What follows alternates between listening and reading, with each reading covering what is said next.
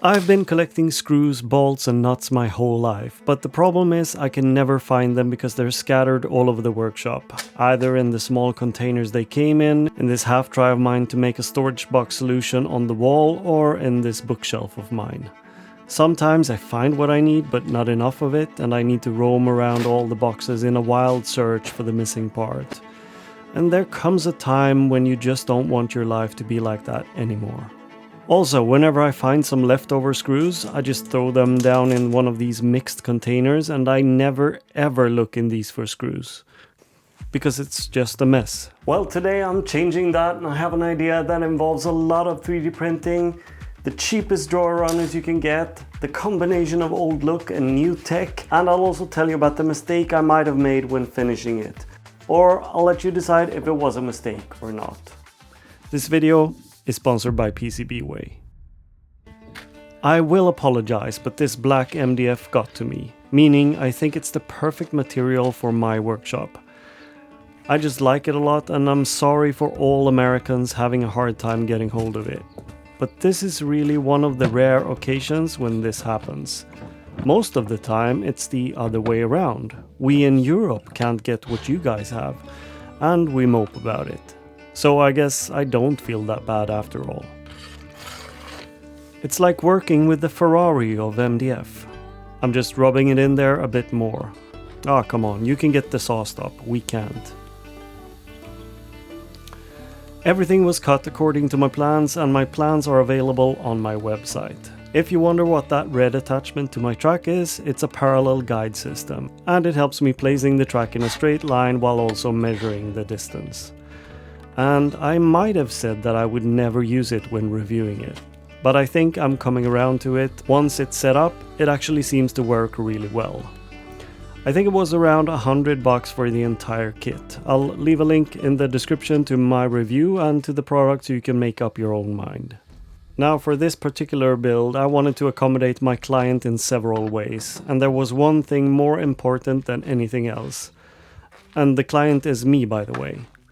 I've always felt drawn towards apothecary cabinets. It's the equivalent of cats and axes. Just kidding. But the way it looks wasn't the most important thing to me. The client also wanted it to look like the rest of the shop furniture with black MDF and maybe a brass detail, and that wasn't the most important thing either. Talking about brass details, I received a package I had ordered with something I think is the way I want to brand my furniture in the future. The package is from PCBWay, and they're also the sponsor of today's video. And this brass plaque I designed myself, uploaded it to PCBWay and had them make it and ship it to me. It's fast and the customer service is the best. So if you have something you want 3D printed, CNC milled or even injection molded, head on over to PCBWay and try it out. And that's why I routed a groove for that plaque with the shaper origin.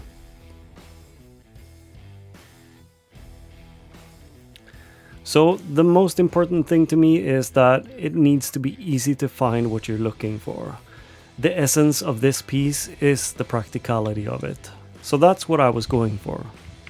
The track also worked a treat when cutting a dado with the router. And I have to say, this one is new and it has an LED ring in it, and it's my favorite feature of this router. You'll actually see something when routing.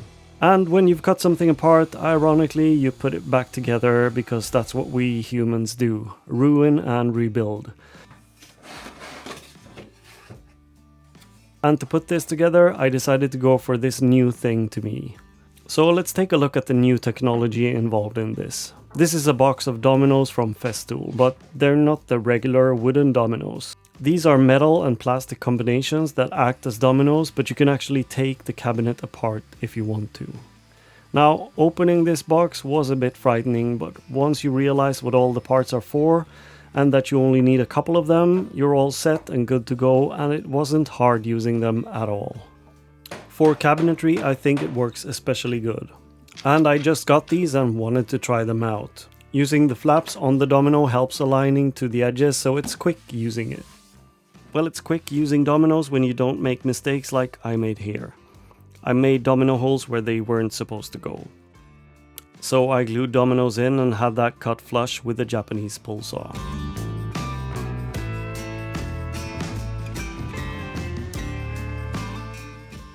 So you basically use your domino as normal, but instead of adding glue and wooden dominoes, you add these, connect your parts and then clamp them together by turning the screws around.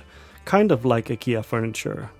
I was a bit hesitant towards how much they would actually be able to clamp the pieces together, but this seems plenty enough for what I needed to do. Just stay together.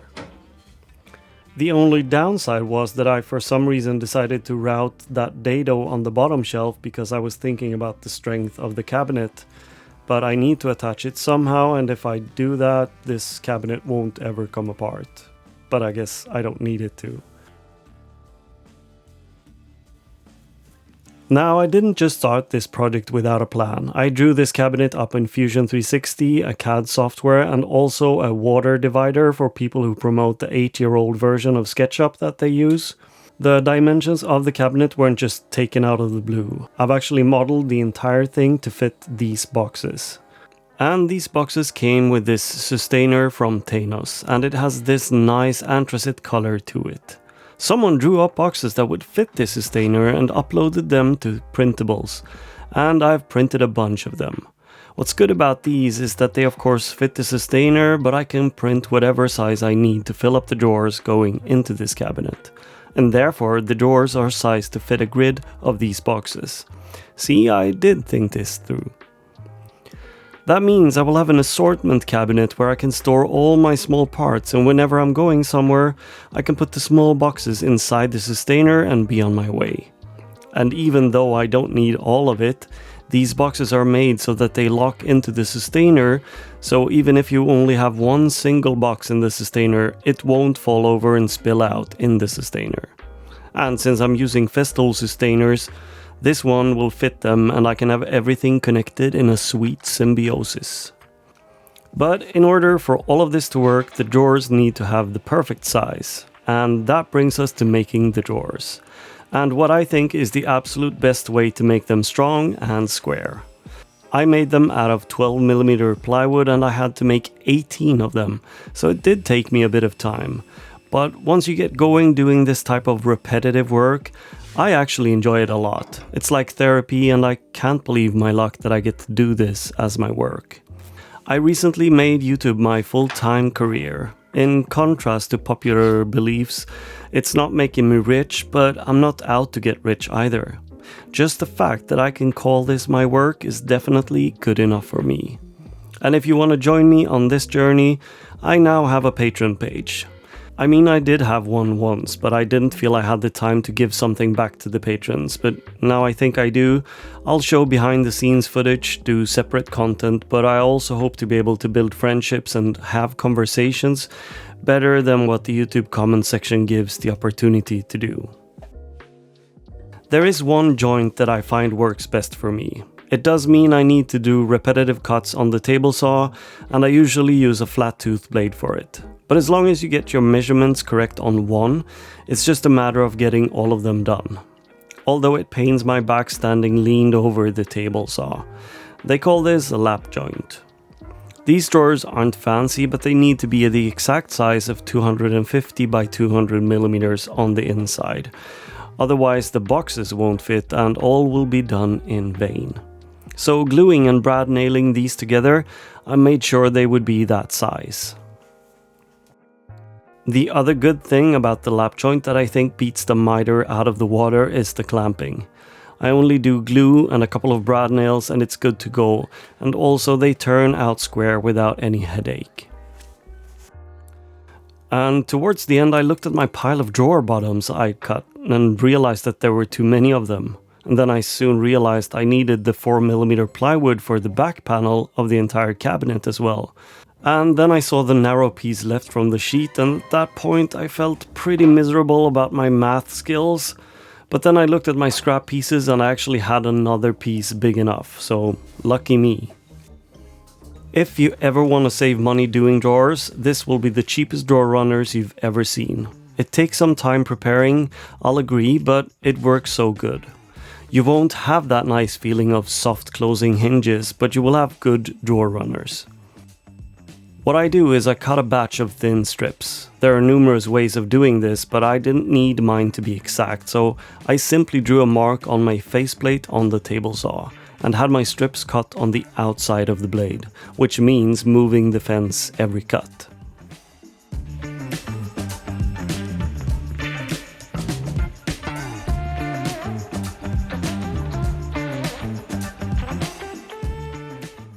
Then I glued and brad nailed those strips to the walls of the cabinet using a 3D printed jig to make life easier. It just hooks onto the front of the cabinet and helps me aligning the strips. Now, I've seen people do wooden drawer runners before, but a lot of people put the strips on the drawer, and that also means you have to put panels on the inside of the cabinet for the strips to slide on. But with this type of wooden drawer runners, the drawer slides on top of the strips. But also, it acts as a stop for the drawer front. Pretty fantastic if you ask me. When all my drawers were done, I checked that my 3D printed boxes would fit them, I could put them inside the cabinet and feel good about myself. A very important part of every woodworking project. Take a breath, just look at the progress. Because even though I could have just tried one drawer, saving me the hassle of taking all the drawer boxes out again, I just needed a bit of morale boost, see that I was getting somewhere. So do it you too. Give yourself a pat on the back. We sure could need it from time to time. Now, this wouldn't be a cabinet without some legs to get it off the floor. So I had some birch milled both for legs and for a top that I might do something to that could potentially piss some of you off. So I'm sorry in advance, but I couldn't help myself. This was honestly the first time I did legs like this. See, I haven't been woodworking long enough to have the experience of doing all of it. And that goes for a lot of the stuff I do. My legs are 45mm at the top and 25mm at the bottom. So I made a quick jig to taper the leg at the table saw. It doesn't need to be fancy to do the job, but make sure the wood you're cutting is actually attached well to the jig so it doesn't come flying at you. I measured the cut angle of the leg, and since I want the stretcher to be a straight line to the other side, I had the same angle cut on the stretcher as well. And then I connected everything with, you guessed it, Dominos. So here's the thing that might piss some of you off. In my early design I drew this up with black MDF and walnut top and legs. Then I looked at the prices of walnut and decided to go with what I have. Now, I didn't like the idea of the combination of black MDF and birch going yellow, so I decided to give it a coat of Ruby Monocoat Oil Plus 2C Cotton White, which kind of prevents the wood from yellowing. Think of it like adding a pigment to the wood that makes it look like it did when freshly sanded. Now here's what I think my mistake might have been.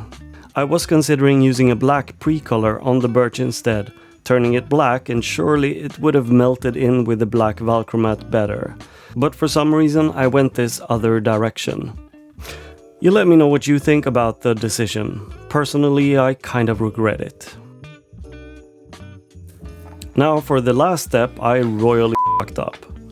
Last things to do was to attach the top birch, finished with the same finish as the legs, and cut and attach the drawer fronts.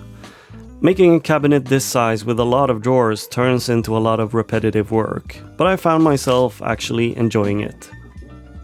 To attach the drawer fronts, I thought I would try two methods for attaching them: double-sided tape and hot glue. So I did the first one with double-sided tape and it worked good. There wasn't too much room to move the drawer front once it was attached to the tape to kind of change location, so I tried hot glue as well. So you're not gonna believe this, but this is so stupid. I did try the hot glue. I attached the drawer front, but it was stuck immediately, so there was actually no room to wiggle it around at all, which meant I had to take it off, and then to remove the hot glue I used a chisel, and I ended up jamming the chisel straight into my thumb, which cut quite a deep cut. I'm not gonna show you here, but yeah, obviously it's because I'm not able to handle a chisel correctly. Luckily for me, I had some steri strips and a band-aid, and hopefully that will do. But yeah, I'm just gonna say double-sided tape is better. So I kept going with the double-sided tape for the remainder of the drawers, and that worked good. I also attached the 4mm back panel with brad nails, and the legs I attached with figure 8 fasteners. Funny story is that my website is basically the only place in Sweden that sell figure 8 fasteners. Me and a friend bought a bunch of them and started selling them, and to this day, I haven't seen anyone else that can supply them. I was still waiting for my knobs and etiquette holders to arrive, so I started sorting my stuff out in the 3D printed boxes, and it took me a full day to get halfway through. All the black MDF was finished with Ruby Monocoat Oil Plus 2C Pure. Then I could attach the knobs and brass etiquette holders, and in order to get them aligned, I 3D printed some jigs for it. I know, lazy, but yeah. Now, I first ordered these handles off of Amazon. That's because I wanted this cabinet to be a merge between new and old, kind of like an apothecary cabinet. But I didn't like the handles from Amazon. They were thin and there wasn't too much to hold on to when opening the drawer. One last thing was that the Domino connector system comes with these plastic plugs, but they didn't come in black, so I made my own and 3D printed them. When everything comes around, having nice workshop furniture is kind of important. It's not only where I go to make stuff, I also want to be inspired in the workshop. Even though the birch is bright and the black MDF dark, I think it looks like a nice piece of shop furniture.